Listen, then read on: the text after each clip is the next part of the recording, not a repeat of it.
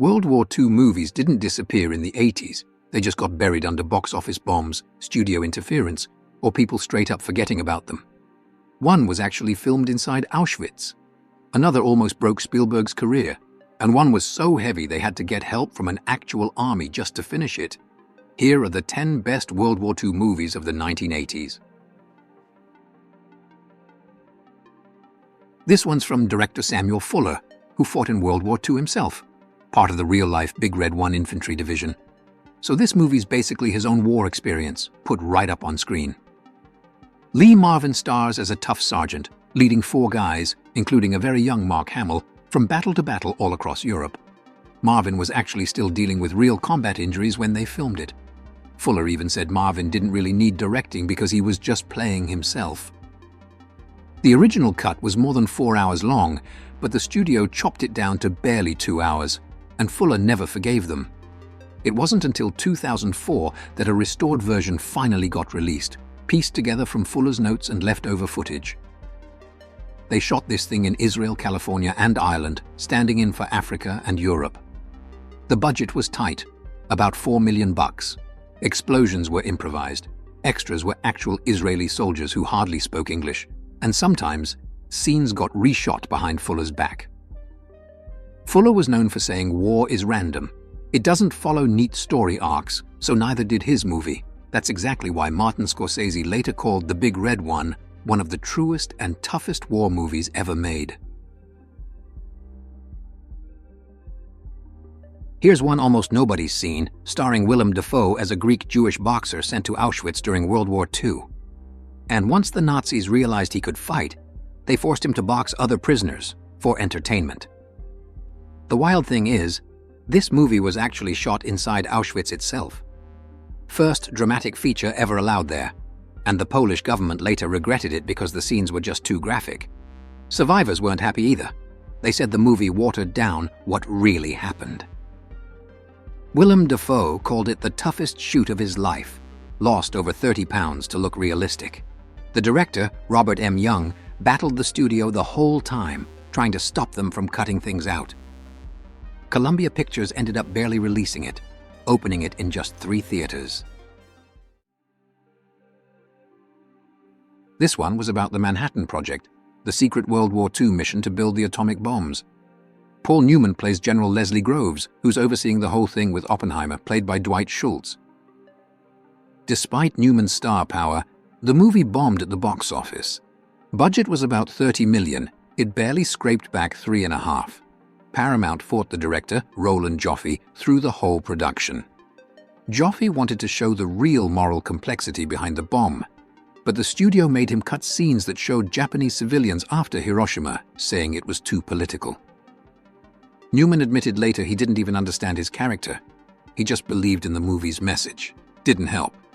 Critics hated it for taking something complicated and making it feel simple. Here's an Ed Harris movie most people totally forgot about. It's basically a World War II spy thriller set before D-Day. Harris plays a spy sent into a Nazi prisoners of war camp to protect an Allied officer who has info about the D-Day invasion. It was inspired by real Allied operations, but took huge creative liberties. Universal tried marketing it as some kind of James Bond-style movie, which made no sense.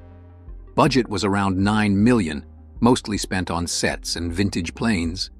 Left almost nothing for finishing it in post-production.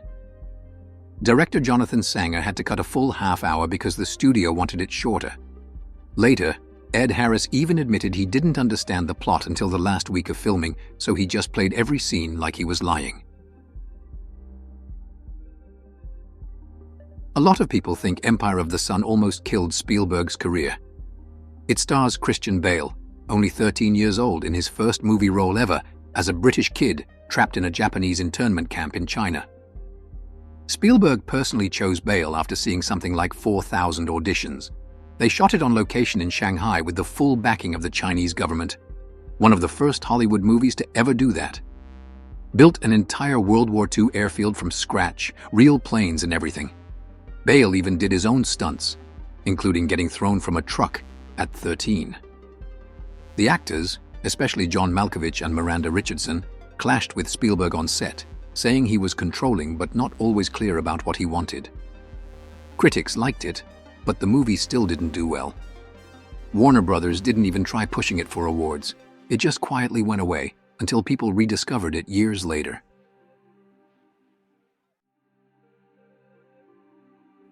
This one is set in a Japanese prisoners of war camp during World War II, and you've got David Bowie playing a British officer who ends up in a sort of psychological battle with the camp's commander. Bowie actually agreed to do the movie just from seeing one picture of his character in uniform. Once he was on set, he drove director Nagisa Oshima kind of nuts by refusing to rehearse.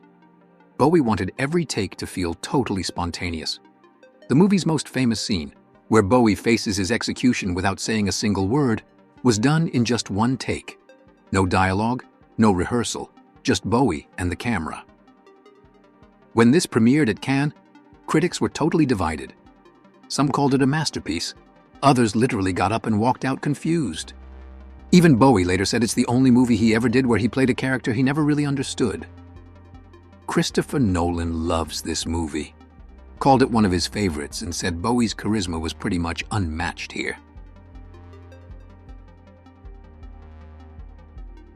Here's one you probably missed, even though it stars Donald Sutherland and it's based on a Ken Follett book. Sutherland plays a Nazi spy during World War II who's stuck on a remote island in Scotland, trying to escape with info about the D-Day invasion. The filming was a complete nightmare. They shot in Northumberland and the Isle of Mull, and apparently the weather was just non-stop chaos, storms, floods, evacuations. Sutherland himself almost fell off a 100-foot cliff at one point and still refused to use a stunt double. The role of Lucy was turned down by two huge actresses at the time because of the explicit sex scenes. Director Richard Marquand wouldn't cut those scenes, so he cast Kate Nelligan instead. They stuck close to the original book, but had to cut a bunch of flashbacks out after audiences got confused during early screenings. Interesting side note, George Lucas saw an early cut of this film, loved what Marquand did, and immediately hired him to direct Return of the Jedi. Here's one based on an actual secret World War II mission that only got declassified a few years before the movie came out. British intelligence brought back a bunch of retired soldiers to pull off a secret raid against German ships docked in neutral Goa. You've got an absolute classic lineup of stars here.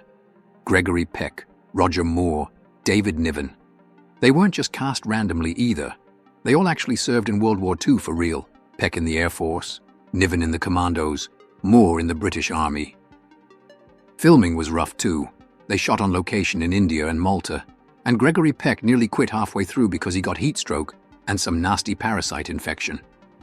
Roger Moore insisted on doing his own stunts, which included crawling through an actual sewer full of raw sewage. The guy just wouldn't take a stunt double. And the big explosion near the end was totally real. They packed 3,000 pounds of explosives onto an old freighter and blew it sky high, almost destroying the camera rig in the process.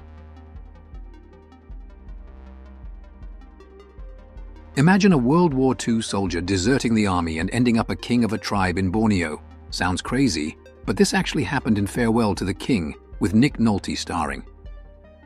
It's based on a novel, and Nick Nolte's character basically ends up fighting the Japanese army with his jungle tribe.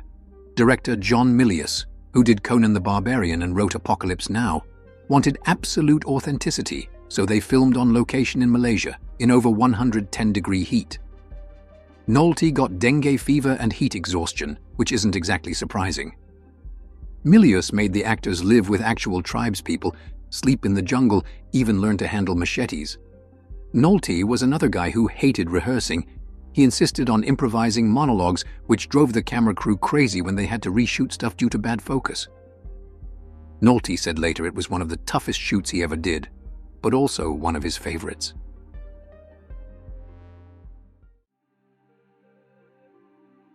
Come and See is basically known as one of the most brutal anti-war movies ever made. It's a Soviet film from 1985, directed by Elim Klimov, and it hits you right in the gut. It's set in Belarus during World War II, about a kid who witnesses every possible horror as the Nazis rampage through villages. It feels realistic, but also kinda nightmarish at the same time, just really intense and disturbing. The main Nazi officer here is almost like an earlier version of Tarantino's Colonel Hans Landa from *Inglourious Basterds*, calm, polite, totally heartless.